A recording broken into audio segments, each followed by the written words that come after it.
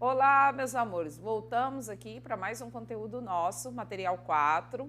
Interessante que para essa aula você tenha aí o material impresso da professora ou no seu computador para você fazer as anotações que você entender necessárias aí para o aprendizado. Interessante, você assista essa videoaula, depois você pegue uma doutrina da sua escolha que você comprou, nada de resumos, ok? O resumo é esse que eu já estou passando para vocês. E complemente o estudo. Gente, para efeito prático da vida de vocês sobre esse conteúdo, do exercício da profissão, do dia a dia, ele não será necessário, assim tão necessário. Mas para efeitos didáticos, de conhecimento, de processo de avaliação sobre constitucionalismo, Constituição, ele se torna um conteúdo importante, tá? Eu posso dizer assim que é um dos conteúdos, se não for de todo o direito constitucional, o mais cobrado em concursos públicos, principalmente aqueles concursos intermediários de baixa e média dificuldade, tá? Esse conteúdo ele aparece com frequência. Se você me disser que você está prestando um concurso de nível médio, de nível superior aí, intermediário, eu sou capaz de dizer com um grau de certeza que vai cair classificação das constituições. E lembrando que classificação das constituições é um estudo clássico, principalmente realizado por José Afonso da Silva. Por que ele fez essa classificação, professora? Só para nos dar dor de cabeça? Não, não só ele, como outros estudiosos também. Classificação das constituições é um estudo necessário para explicar que não existe uma forma de uma constituição única, nem quanto à origem, modo de elaboração, tá? Quanto à forma, não existe um padrão. Cada estado, nós sabemos que os estados eles são soberanos, eles detêm soberania, principalmente no que se refere à sua organização jurídica, à sua organização estrutural e funcional.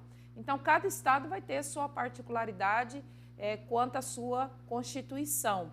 Por isso, foi realizado um estudo organizado como se apresentam as diversas constituições. O que eu quero nesse estudo? De acordo com o que eu for apresentando as classificações, você vai tentando classificar aí a Constituição de 1988, que é a nossa que nós temos aí em vigência. Em qual item da classificação ela se encaixa, tá ok? Então, vamos lá iniciar. Olha só, eu coloquei até aí de abertura uma garotinha escrita assim, que é isso, professora? Sim, é para te preparar para esse conteúdo, que é um conteúdo chato, difícil. Você que está prestando concurso, você vai ter que memorizar essa classificação por um bom tempo. Depois você faz como eu, acaba dando uma esquecidinha ali, outra aqui, mas você compreende todo o conteúdo. Vamos iniciar aí. Olha só o que nós temos aqui. Primeiro grupo de classificações. Nós temos aqui quanto à origem, né? Como que elas surgem, como que elas se apresentam para o mundo jurídico, né? Para a sociedade, para o indivíduo. Elas podem ser outorgadas. O que isso significa? Quando eu digo que uma Constituição ela foi outorgada, eu tenho que compreender que ela foi elaborada sem a participação popular, ou seja, pela vontade única do detentor do poder, ou seja, não há participação da população, do parlamento, que representa a população, não. Ela é uma Constituição imposta, tá? Não há participação popular. Mas, professora, se não tem participação popular, ainda assim será uma Constituição? Sim. Vocês vão ver aí no estudo de vocês, que vocês vão apresentar aí durante as nossas aulas, as Constituições brasileiras, e vocês vão ver que algumas foram outorgadas. Então, toda vez que eu utilizar a expressão a Constituição foi outorgada, eu estou querendo dizer que a origem dela foi por imposição, significa que não houve participação popular, ok? Mas existem também as constituições populares. Presta bastante atenção que eu tentei colocar aqui a classificação clássica. Mas se vocês observarem entre os parênteses aí, tem outras classificações, ou seja, sinônimos. Ou algum outro doutrinador preferiu dar um outro nome para essa classificação. É interessante você conseguir fazer a associação de todos. Então, quais são os sinônimos? Constituição popular, democrática ou promulgada, tá? Então, a Constituição popular, democrática ou promulgada, se utiliza muito a expressão promulgada, foi promulgada a Constituição. O que isso significa? Significa que, quanto à origem, é uma Constituição que teve participação popular. A população participou da elaboração dessa Constituição desse Estado. Pode ser de forma direta ou de forma indireta. Aí você vai puxar uma setinha e vai escrever assim. Normalmente, quando uma Constituição é promulgada, né, o exercício do poder constituinte originário, que é quem elabora a Constituição, ele foi constituído por uma Assembleia Nacional Constituinte. Anote aí. Ouviu a expressão Assembleia Nacional Constituinte, eu estou diante de uma Constituição democrática, de uma Constituição promulgada ou de uma Constituição popular, porque houve participação da população, seja através do parlamento ou de forma direta, ok? E tem também aí a Constituição cesarista, também conhecida como bonapartista, tá? São sinônimos. Ela tem uma característica bem particular, ou seja, ela é criada pela vontade única do detentor do poder, né? E eu não estou falando do parlamento, porque se fosse o parlamento ela seria democrática. Então, o soberano vai elaborar essa Constituição, o detentor do poder ali, só que ele submete à aprovação da população. Por que ela é conhecida como bonapartista? Porque Napoleão Bonaparte ele fez assim, ele elaborou dentro da convicção dele, que era o detentor do poder, e apresentou para que a população ratificasse, confirmasse ou não essa Constituição, né? Não preciso nem dizer que há a confirmação. Quem é que vai votar contrário a uma Constituição dessa? Eu, particularmente, eu não sei se eu votaria, porque eu não queria ser decapitada, né? Aí vem bem a figura do referendo, né? Que é referendar, ratificar essa Constituição, tá ok? E aí você já começa uma reflexão.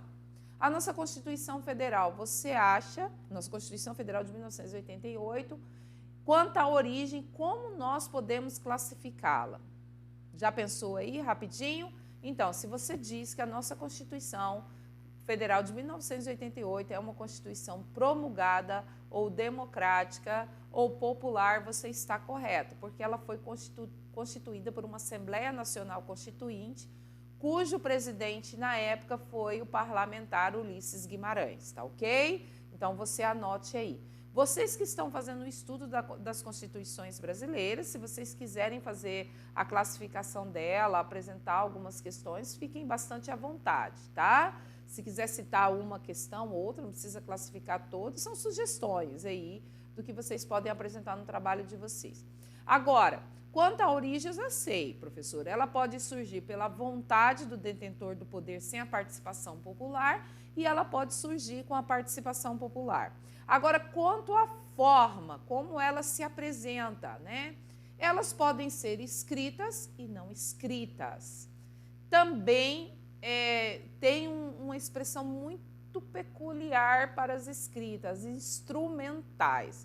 É uma expressão mais apurada na terminologia. Não é utilizada de forma recorrente, mas ela pode vir para dificultar aí o seu concurso da magistratura, da promotoria, que são os concursos mais complexos, porque o avaliador quer saber se você está morrendo de estudar mesmo, né? Então, vamos lá. Então, quanto à forma, ela pode ser escrita, instrumental ou não escrita, tá? Como assim não escrita? A escrita está fácil, elas foram formalizadas, é um ato solene. É lógico que nós já sabemos que não existe um procedimento formal de processo legislativo instituído para o exercício do poder constituinte originário. A galera que chegou agora e está assistindo a minha aula e fala assim, não tenho noção do que é isso, professora. Calma, eu vou disponibilizar uma aula chamada Poder Constituinte. Você só faz a anotação, depois você vai fazer a associação legal, tá ok? Então, a gente já sabe que não existe um processo formal, mas nós sabemos que elas são escritas. E aí você puxa uma setinha e anote. Uma Constituição escrita é característica de que sistema jurídico, gente? O Civil Law. É bem característico do Civil Law, que segue o positivismo jurídico, o direito positivo, que significa o quê? Impõe necessariamente um ordenamento jurídico por regras escritas, tá ok?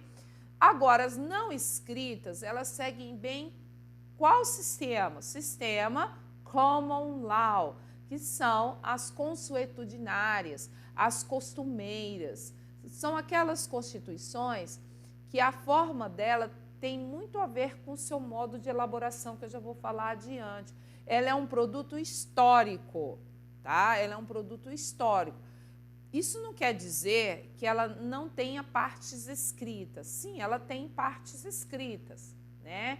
Mas a sua essência é nos costumes. Então, assim, é possível me deparar com direitos fundamentais que não estejam positivados, escritos, num texto ali, de papel ali, como nós estamos acostumados aqui, mas são direitos fundamentais válidos, estruturas válidas, porque foram construídas ao longo da história. Então, nós chamamos elas de constituições costumeiras, né? Dentro do sistema Common Law. Nós já sabemos que o modelo inglês é sistema, e o sistema jurídico é Common Law, tá ok? E agora, quanto ao modo de elaboração, né? A forma como que ela é elaborada. Então, a forma dela ser elaborada segue duas subclassificações, dogmáticas ou históricas, tá? As dogmáticas vêm dos dogmas, né? Das ideologias políticas, sociais, filosóficas, dentro pode ser dentro dessa pluralidade de pensamentos e ideias ou um único grupo, mas o que é a dogmática? A dogmática, ela sempre será escrita, tá? Ela sempre será escrita e ela tem uma subclassificação, não é muito cobrada não, tá? Essa subclassificação dela, normalmente é bastante cobrada nos concursos mais elaborados, delegado, defensor público, promotor, juiz, aí você tem que entender. Então, ortodoxa ou simples. Então, eu chamo a Constituição, quanto ao seu modo de elaboração de dogmática, ortodoxa ou simples, quando ela é elaborada por uma só ideologia, um só pensamento. Vamos imaginar assim, é possível uma Constituição ortogada pela vontade única do soberano, quanto à origem, escrita, e ela vai ser dogmática ortodoxa, ou seja, uma só ideologia. Só o pensamento do grupo daquele que está ali, detentor do poder, que vai prevalecer. Só a vontade, a ideologia, as convicções políticas, né? Convicções políticas, religiosas, sociológicas, filosóficas, que a gente sabe que o direito ele não consegue se desvencilhar disso, é que vai estar impressa ali dentro das normas jurídicas. Agora, nós temos também, quanto ao modo de elaboração, a dogmática, que será sempre escrita, eclética ou compromissária. Olha esse nome, é até ruim para pronunciar. Compromissárias. O que significa isso? Ela é elaborada por uma pluralidade de pensamentos e de convicções.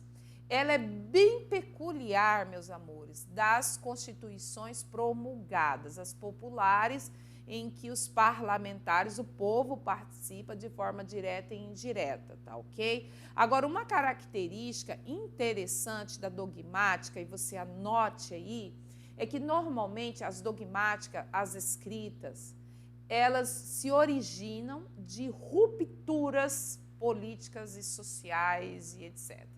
são rupturas, né? São por movimentos.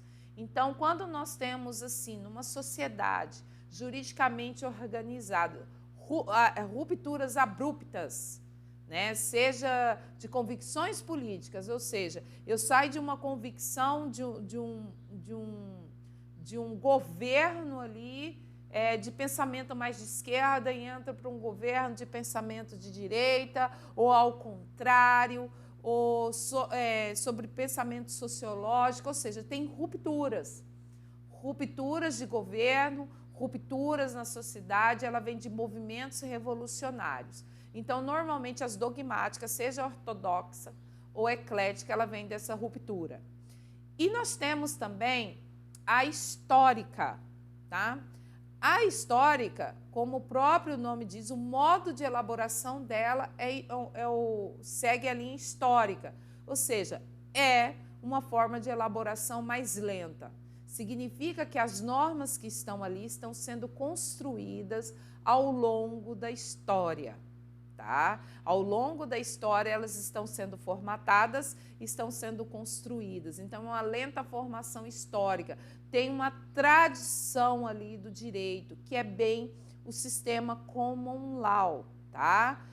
Eu lembro que teve um comentário, na hora que nós estávamos estudando o constitucionalismo americano e o constitucionalismo francês, eu lembro que um aluno enfatizou numa das apresentações assim: professora, a Constituição americana, eu li que ela é uma Constituição bem sintética, ela é bem enxuta, ela tem poucos dispositivos, porém, o artigo que eu li diz que junto dela tem uma longa tradição histórica, porque os americanos eles trazem consigo essa questão do sistema common law, né? Essa tradição histórica de formação, de construção do direito, principalmente em bases jurisprudenciais, porque nós sabemos que a base do ordenamento jurídico dos norte-americanos está bem intrínseco com os ingleses, né? Então, eles não têm essa veia positivista do direito positivo, desse direito expresso, né?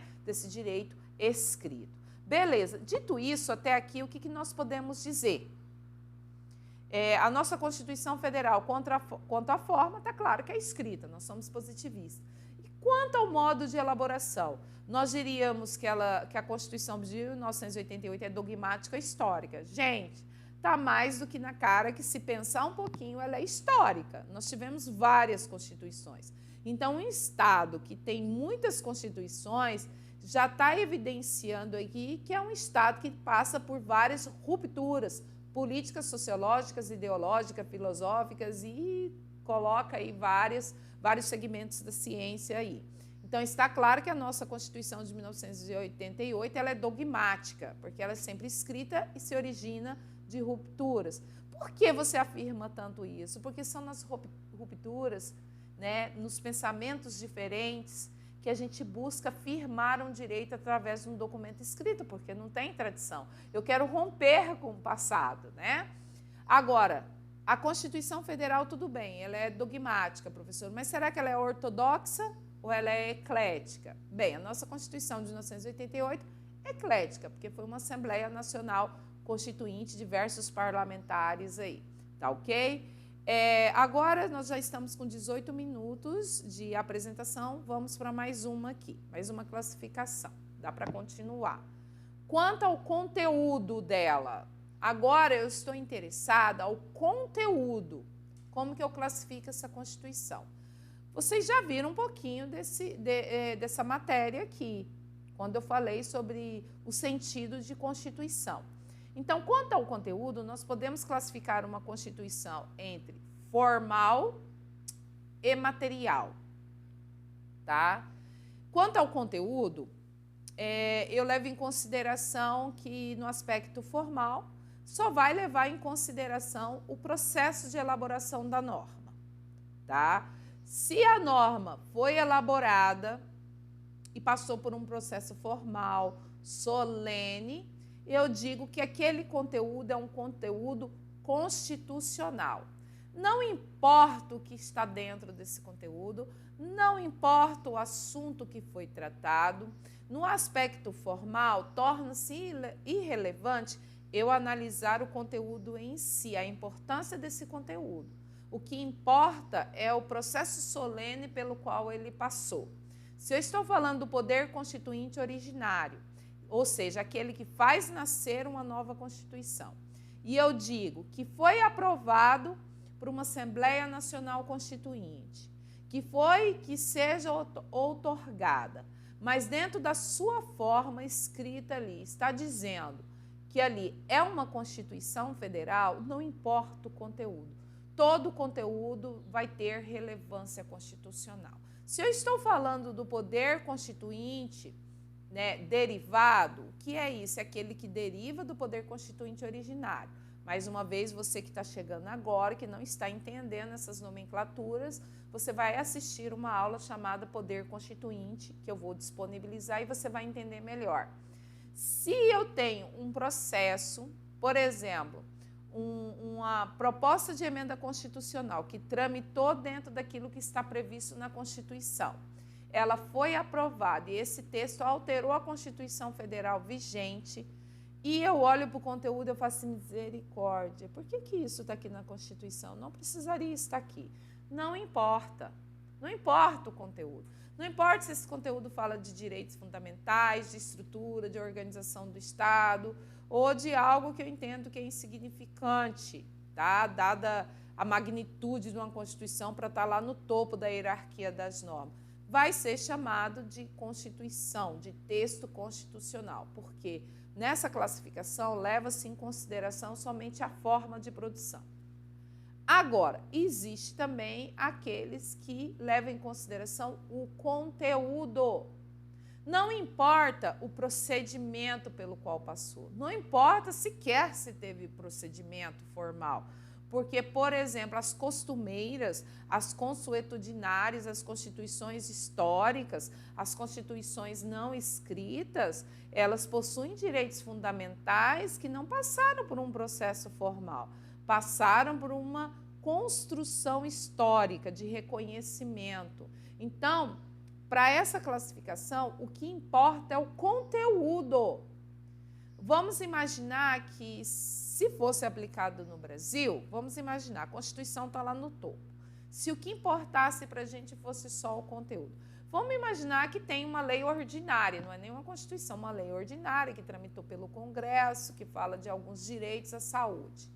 Foi aprovado esse conteúdo. A gente olha, está lá a lei ordinária, mas dada a relevância do conteúdo, a gente fala, não, isso aqui para nós tem peso constitucional, vamos subir lá para a hierarquia das normas.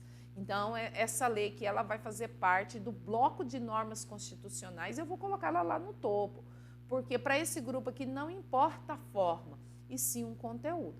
Eu não sei se você já está pensando aí, mas já está bem evidente que na classificação da Constituição de 1988, essa não colou para nós aqui, no nosso ordenamento jurídico brasileiro. Nós somos essencialmente positivistas. Então, quanto ao conteúdo, a nossa Constituição é formal, tá bem?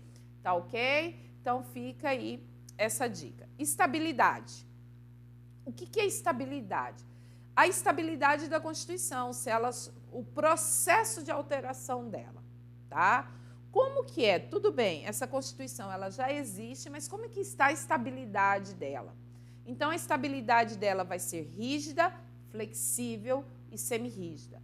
Aqui, belezura, eu quero que você preste bastante atenção, porque aqui pode surgir um probleminha para você de ordem de classificação nas suas provas. Então, primeiro eu vou explicar essas três, depois eu vou dar aí essa observação, essa dica para você. Primeiro, quanto à estabilidade, a estabilidade tem a ver com o processo de alteração de uma Constituição. Uma Constituição pode ser alterada ou não. Então, olha só, ela será classificada como rígida, tá? Rígida, quando o procedimento legislativo para poder fazer a alteração dessa Constituição é um procedimento mais rígido em relação ao que eu tenho para aprovação de uma lei ordinária, para uma lei complementar. Então, é um processo diferenciado, mais complexo, que exige um quórum qualificado, exige a tramitação nas duas casas. Então, é uma tramitação mais complexa, tá? É uma tramitação mais complexa do que uma lei ordinária e uma lei complementar. Então, quando esse processo de alteração é mais rígido, eu chamo que, quanto à estabilidade, ela é uma Constituição rígida. Agora, ela será uma Constituição flexível quando o seu processo de alteração das suas normas escritas segue o mesmo processo de alteração das leis ordinárias ou qualquer outra lei. Não tem diferença no processo de tramitação, é o mesmo. E eu chamo de semi-rígida é quando algumas alterações do texto constitucional, dado o conteúdo, segue o mesmo dos procedimentos para as leis ordinárias, e outros conteúdos eu deixo com um procedimento mais rígido. Então, eu chamo de semi-rígida. Entendeu? Beleza. Agora aqui vem uma questão para vocês que vocês precisam observar. O que é? Olha só, existe uma classificação de outros doutrinadores que vocês têm que observar que eles trazem mais duas. Uma é a inflexível, tá? A inflexível seria aquela Constituição que não permite alteração nenhuma, tá? Nenhuma. Aí a gente está já no estado ditatorial, tá ok? Então, ela não permite alteração nenhuma mesmo, tá? E aí, assim, exemplo que nós teríamos aí seriam aqueles estados totalmente ditatoriais, beleza? Agora, para a nossa Constituição Federal, que importa essa segunda classificação, que é a superrígida.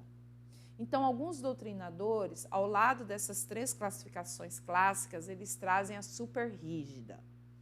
A superrígida é o seguinte, eu nem digo que ela é inflexível e nem digo que ela é rígida, ela é superrígida. Por quê? Porque ela tem procedimentos que exigem um quórum qualificado, como as rígidas, bem diferenciado das leis ordinárias, tá? E complementares, e ela tem uma parte do seu texto inflexível, que sequer aceita qualquer tipo de alteração no seu texto, não cogita possibilidade nenhuma. O que você está pensando aí sobre a nossa Constituição de 1988? Então, vem a dica. Se num processo de avaliação que surgir para você, lá, quanto à estabilidade, a Constituição Federal de 1988, ela pode ser classificada como? Gente, se aparecer essas alternativas aqui, a nossa Constituição Federal, ela é rígida. Rígida.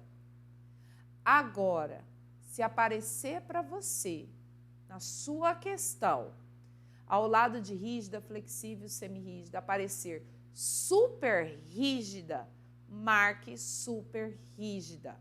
Por quê? Porque existe uma corrente constitucionalista que diz que a Constituição Federal de 1988 ela tem uma particularidade que as outras constituições mundo afora aí não têm.